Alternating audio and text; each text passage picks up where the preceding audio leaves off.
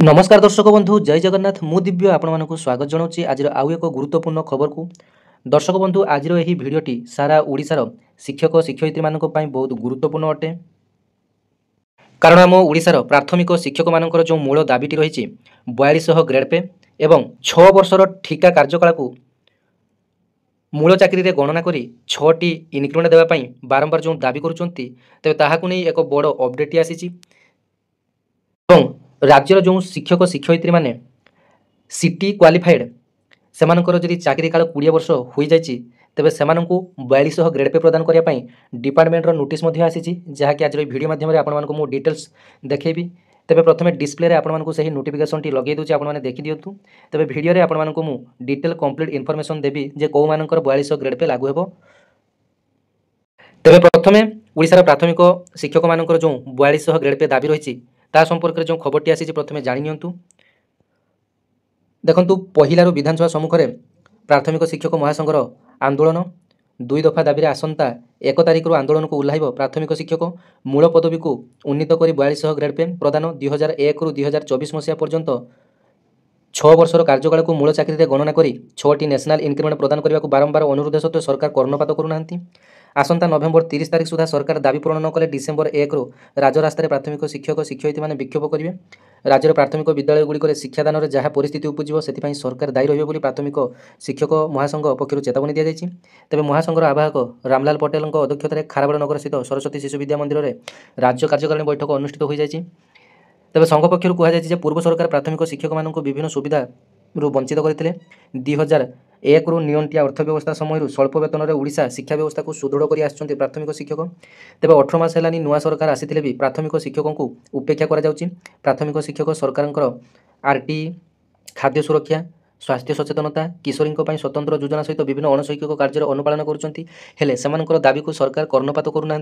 यार प्रतिवाद में डिसेम्बर 1 रु रास्ता को ओह्लैवा बैठक में शिक्षक नेतृत्व शपथ नहीं। तेज बैठक में ओपीटीए कार्यकारी सभापति पूर्णानंद आचार्य ईओटीबी सभापति अजय कुमार धल एयूटी सभापति सुशांत कुमार बेहेरा एयूटी साधारण संपादक प्रवीण कुमार दास सुब्रत कुमार धल अजित कुमार महाराणा प्रमुख उपस्थित थे। तेज राज्यर प्राथमिक शिक्षक मानकर दाबीटी रही केन्द्रीय हार भली जमी केन्द्र सरकार कर्मचारी जमी 4200 ग्रेड पे पाँच केन्द्रीय विद्यालय टीचर मैंने सेमती ओडिशा रे 4200 ग्रेड पेटी लागू करा जाऊ। समान काम को समान दरमा। तेबे केंद्र सरकार ठीक ठाक भाव में दरमा दौरान किंतु राज्य सरकार ताको काटिकी निजर एक पे स्केल तैयारी करी प्राथमिक शिक्षा 2200 ग्रेड पेटी आनी नुआ जोग करदे। जिते सप्तम वेतन कमिशन है 2200 ग्रेड पे भली नुआ एक प्रथा को राज्य सरकार से लागू करें। देशर कौन राज्य में 2200 ग्रेड पे व्यवस्था ना। तेज बर्तमान राज्य सरकार घोषणा अनुसार प्राथमिक शिक्षार संपूर्ण भाव में ठिका व्यवस्था टी उच्छेद करा किंतु पूर्वर जो मैंने ठिका व्यवस्था काम करते 6 वर्ष धरी अल्प दरमा तेबे सेमानंकर दाबी जुक्तियुक्त रही। सरकार ए संपर्क में अवगत अच्छा केवल आर्थिक बुझ दृष्टि सरकार यहाँ कर्णपात करूना। तेबे आगामी दिन में अर्थात डिसेम्बर 1 तारिख रु सेमानंकर आंदोलन हेबो बोली महासंघ डाकरा दी सारी। तेबे सरकार यह पूर्व से दाबीटी को मानि नेबा निहाती आवश्यक। एबे आसंतु आपण मानकु डिपार्टमेंटाल रो से ऑर्डर टी देखैबी जो 4200 ग्रेड पे को नै जो नुआ ऑर्डर टी आसी। देखंतु डिपार्टमेंटाल रो सही ऑर्डर टी आपण माने देखि नियंतु। Directorate of elementary education Odisha Bhubaneswar तरफ 4/11/2025 रे आसी नोटिफिकेशन टी चिठी टी लिखा जायछि to the additional secretary of government school and mass education. तबे एडिशनल स्कूल एवं मास एजुकेशन रो एडिशनल सेक्रेटरी को चिठी टी लिखा जायछि। सब्जेक्ट रे देखंतु एतरे लिखा जायछि request for issue of necessary clarification regarding sanction of RSEP benefits to city qualified teachers as per the honorable Supreme Court order 9/9/2025। तेबे सुप्रीम कोर्ट रे चुनिता भई केस रे जो ऑर्डर टी आसी वर्तमान 9/9/2025 रे जदि सिटी क्वालिफाई करछंती जेबे चाकरी रो जदि 20 वर्ष आपण माने पूर्ण करछंती तेबे आपन को एणकी 4200 ग्रेड पे आपण माने को मिलिबो। तेबे देखंतु संपूर्ण लेटर टी को पढी नेबा। Sir madam I am directed to invite reference to the representation submitted by the All Utkal Primary Teachers Federation wherein it is have been stated that the city qualified teachers who had completed 20 years but 20 years of service during period 1/7/2024 रु 7/3/2019 मध्य जदि आपण मानकर 20 वर्ष हेउची या मध्य जदि आपण मानकर चाकरी काल 20 वर्ष आपण माने फिल अप करचंती तेबे deprived of the benefit RSEP with grade pay 4200 आपण मानकु ग्रेड पे अनुसार आपण मानकु मिलिबो। ଏବଂ ଏରିୟର ହିସାବରେ ଆପଣମାନଙ୍କୁ ମଧ୍ୟ ଟଙ୍କା ମିଳିବ। It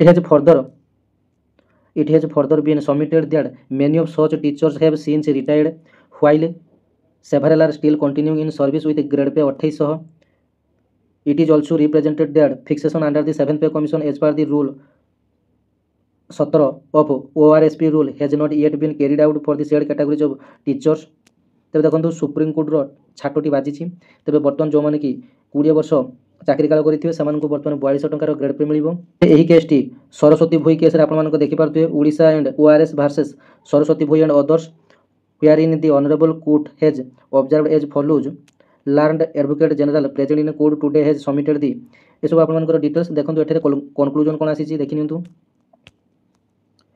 In view of the above, I would therefore request to the Government of Odisha School and Mass Education Department, Odisha Bhubaneswar, to kindly ensure by issue necessary instruction clarification for taking appropriate action in accordance with the aforesaid order, Honorable Supreme Court of India, New Delhi।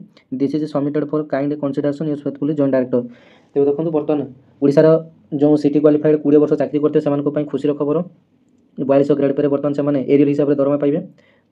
ତେବେ ଏମିତି ନୂଆ ନୂଆ informative video ଦେଖିବା ପାଇଁ ଚ୍ୟାନେଲଟିକୁ ଆପଣମାନେ subscribe କରିଦେବେ। ଧନ୍ୟବାଦ। ଜୟ ଜଗନ୍ନାଥ।